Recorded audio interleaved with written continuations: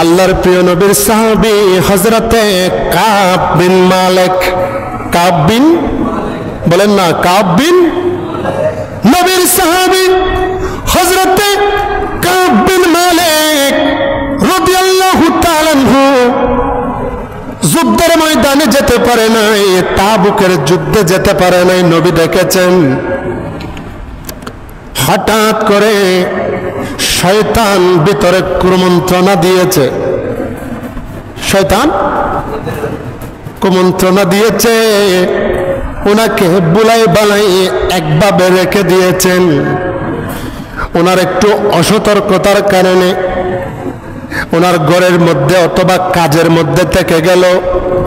নবীর সাথে তাবুকের গজওয়ে তাবুকের মধ্যে যায় নাই, নবী দেখেছেন যেতে পারে নাই। তাবুকের যুদ্ধ শেষ করে যখন নবী ফিরে আসলো, কে যুদ্ধের মধ্যে গিয়েছে এবং কে যুদ্ধের মধ্যে যায় নাই সবগুলা আগে থেকে জানে আমার আপনার নবী। জানে কে?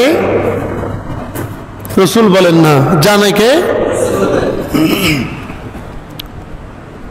হযরতে কাব বিন মালিক যুদ্ধের ময়দানে যায় নাই, নবী আমার যুদ্ধের ময়দান থেকে ফেরত এসে হযরতে কাব বিন মালিকের নাম ধরে বলে, ইয়া আইয়ুহান নাস, ইয়া আইয়ুহান নাস, হে মানুষ সকল, ও আমার সাহাবীরা, শুনো শুনো শুনো শুনো। হযরতে কাব বিন মালিকের সাথে তোমরা উঠা বসা করবা না, বেচা কিনা করবা না, সালাম বিনিময় করবা না, মহব্বত প্রকাশ করবা না, মুসাফা করবা না, করমর্দন করা যাবে না। এমনকি কাব বিন মালিককে 40 দিন পর্যন্ত কারো সাথে কথা বলা, উঠা বসা করা পর্যন্ত আল্লাহর নবী বয়কট করে দিয়েছেন। সুবহানাল্লাহ। হযরতে কাব বিন মালিকের সাথে কেউ কথা বলে না, বাজারের মধ্যে গিয়েছে মানুষ সালাম দেয় না, হাটের মধ্যে গিয়েছে মানুষ কথা বলে না। সাহাবীদের সাথে বৈঠকে বসে সাহাবীরা উঠে চলে যায়, সবার মাথার মধ্যে একটা কথা ঘুরপাক খাচ্ছে, সবার জুবানের মধ্যে একটা কথা ভাসমান আছে, নবী নারাজ, নবী নারাজ, নবী কথা বলেন না, নবী, নবী নারাজ, নবী রাগ করেছে, নবী অসন্তুষ্ট হয়েছে।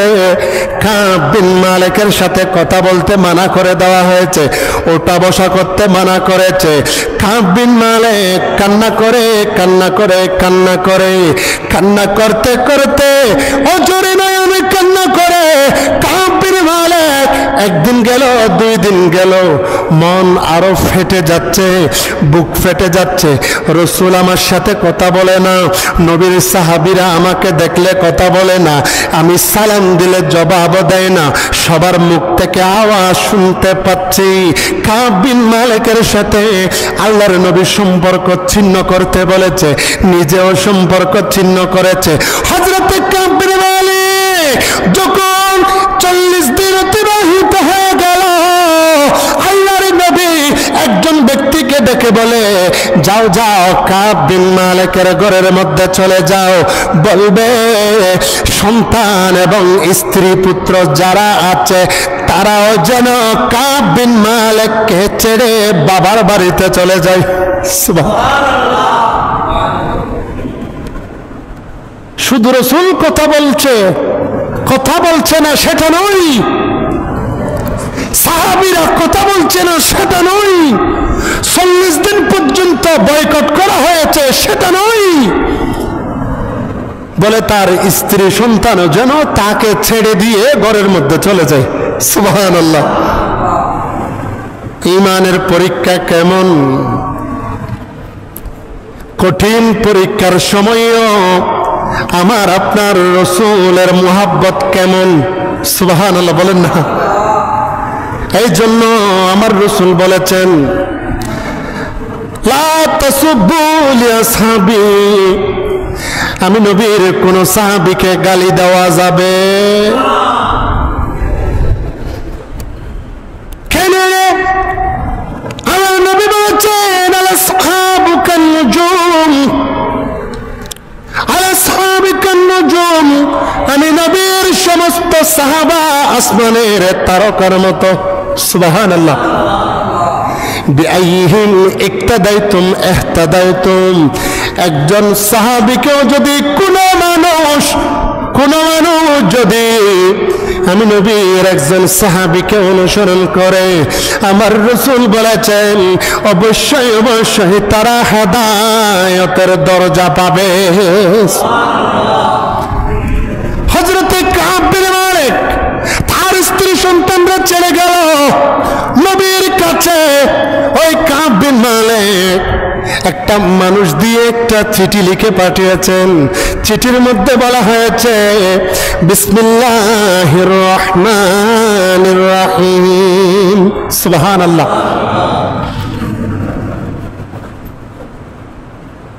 ইয়া রাসূলুল্লাহ, ইয়া হাবিবাল্লাহ, ও দয়ার নবী, আপনি যদি চান, আপনি যদি রাজি হন, স্ত্রী সন্তানরা ঘরে চলে গেছে, এটা তো সাধারণ বিষয়। আপনি নবীর রাজির বিনিময়ে আমি স্ত্রী সন্তান সবাইকে তালাক দিতে রাজি। সুবহানাল্লাহ। কি দিতে রাজি? হুজুর সূরা তওবা কেন দরিয়ে দনছে, আর কেন করি কোরআন শরীফ পেল কেন সূরা তওবা দরিয়ে দনছে? এক মিনিট। আপনি যদি আমাকে অভয় দেন, আপনি যদি রাজি হন, অবশ্যই অবশ্যই আমি কাব বিন মালিক স্ত্রীকে তালাক দিয়ে দেব। কি দিয়ে দেব? বলেন না, কি দিয়ে দেব? তালাক দিয়ে দেব। কেন? স্ত্রী সন্তান, মা বাবা, আত্মীয় স্বজন সব কিছুর থেকে রাসূলের মহব্বত বেশি দামি। সুবহানাল্লাহ। একটু মহব্বতে বলুন কলা, একসাথে বলেন কলা রাসূলুল্লাহি সাল্লাল্লাহু আলাইহি ওয়াসাল্লাম, লা ইউমিনু আহাদুকুম হাত্তা আকুনা আহাব্বা ইলাইহি মিন ওয়ালিদিহি ওয়া ওয়ালাদিহি ওয়ান নাসি আজমাইন। সুবহানাল্লাহ বলবেন না? আরেকটু আওয়াজে বলুন, আরেকটু আওয়াজে বলুন। সালাতুন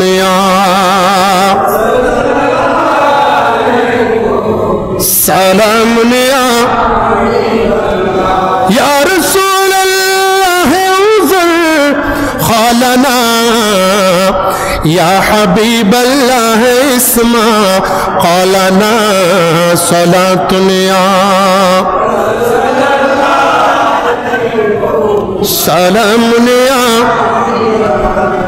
मोहम्मद मुस्तफा जाने खुदा को, खुदा जाने मोहम्मद मुस्तफा को सलातुल्ला सलामुल्ला। अल्लाह ताला सूरत तौबा 9 নম্বর আয়াত নাযিল করে দিল। সুবহানাল্লাহ বলেন না? কাব বিন মালিকের ব্যাপারে সূরাত তাওবার 9 নম্বর আয়াত নাযিল করলো। কেন নাযিল করেছে আগে সেই কথাটা আপনাদেরকে বলবো। রাসূল পাকের কথা মতো কেউ কথা বলে না। এই সুযোগে নবীর দুশমন গাসসানের রাজা, গাসসান শহরের রাজা কাব বিন মালিককে প্রপোজ করেছে, অফার দিয়েছে, বলে তুমি যদি ইসলামের পর্দা ছেড়ে রাসূলের পাকের ইসলাম ছেড়ে যদি আমি গাসসান শহরের মধ্যে আসো, তোমাকে আমি আমার প্রধান মুজির হিসাবে নিযুক্ত দিব। নাউজুবিল্লাহ।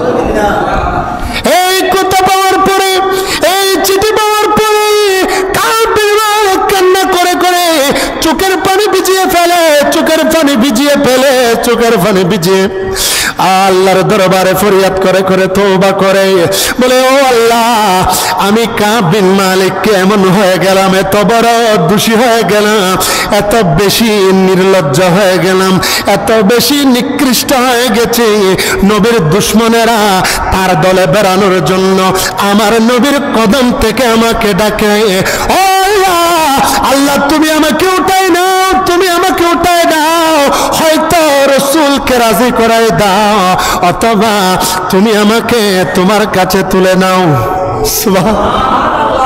আর একটু আওয়াজে বলুন, রসুলকে ছাড়ে নাই, রসুলকে ছাড়ে নাই, নবীকে ছাড়ে নাই।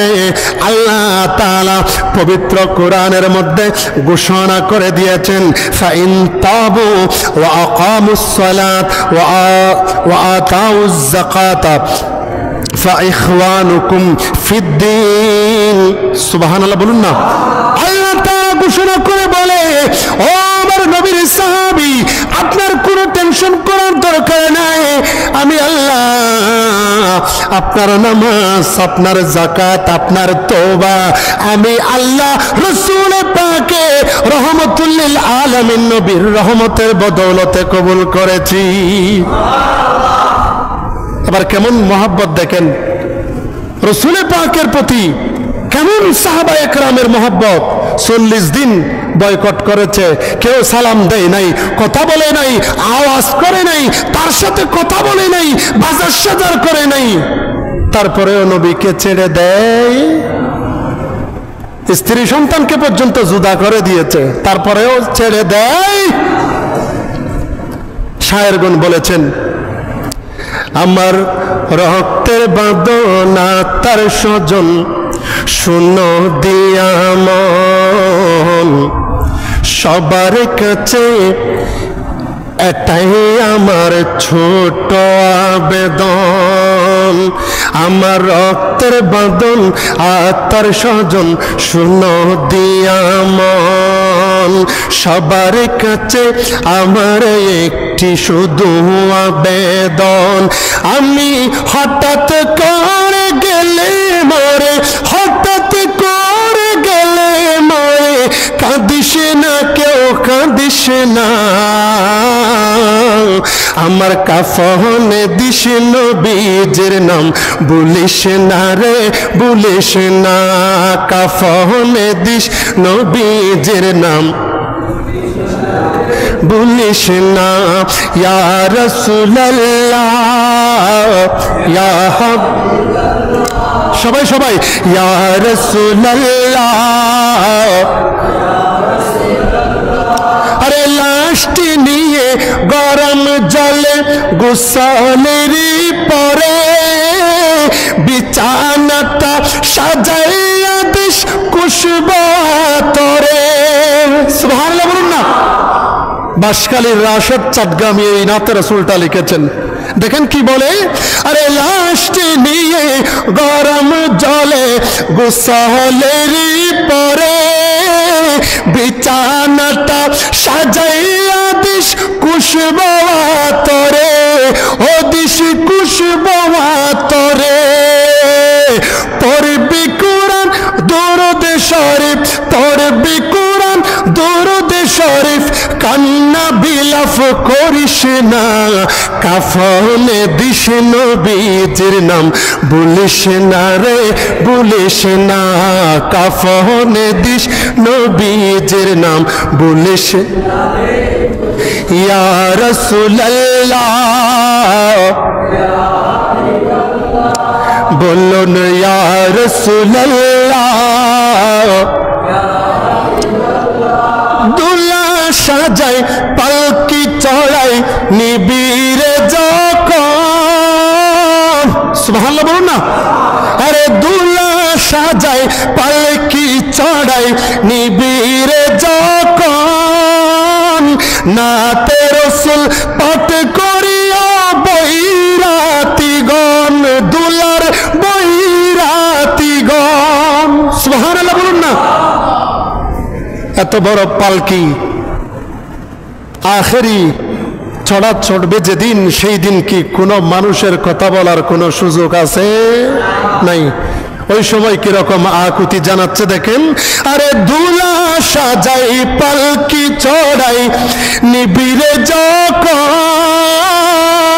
আরে নাতে রসুল পাঠ করিও বৈরাতিগণ, বিয়ার বৈরাতিগণ, নিবি তুলে দিবি তুলে নবীর কুলে, দিবি তুলে নবীর কুলে, দাঁত বেদাত বলিস না, দিবি তুলে নবীর কুলে, দাঁত বেদাত বলিস না, কাফনে দিস নবীজির নাম বলিস না রে, বলিস না, কাফনে দিস নবীজির নাম मोहब्बत या रसूलल्लाह या हबीबल्लाह या रसूलल्लाह, আমার রক্তের বাঁধন আত্মার স্বজন শূন্য দিয়া মন, সবাই আরে সবার কাছে আমি আশেদের একটা আবেদন, আমি হঠাৎ করে মরে গেলে, হঠাৎ করে মরে গেলে, কাঁদিস না কেউ কাঁদিস না, আমার কাফনে দিস নবীজির নাম বলিস না রে, হায় হায় কাফনে দিস নবীজির নাম বলিস না রে, বলিস না, ইয়া রাসূলুল্লাহ ইয়া হাবিবাল্লাহ, বলুন ইয়া রাসূলুল্লাহ ইয়া হাবিবাল্লাহ। আলোচনা এতটুকুর মধ্যেই সীমাবদ্ধ। একটা আয়াতে করিমা এসেছে, ইয়া আইয়ুহাল্লাযীনা আমানুত্তাকুল্লাহ হাক্কা তুকাতিহি, হাক্কা তুকাতিহি ওয়া লা তামুতুন্না ইল্লা ওয়া আনতুম মুসলিমুন। হে ঈমানদার, আল্লাহকে তেমন ভাবে ভয় করো যেভাবে ভয় করা দরকার, মুসলমান না হয়ে কবরে যেও না। সুবহানাল্লাহ। আল্লাহ আমাদের সকলকে খাঁটি মুসলমান হিসাবে, খাঁটি মুমিন হিসাবে, নবী ওয়ালির মহব্বতকারী হিসাবে কবরের মধ্যে পরিচয় দেওয়ার তৌফিক দান করুক। আরেকটু আওয়াজে বলুন, আল্লাহ আমাদের হাজিরিকে কবুল করুক। ওয়া আখির দাওয়ানা আনিল হামদুলিল্লাহি রাব্বিল আলামিন।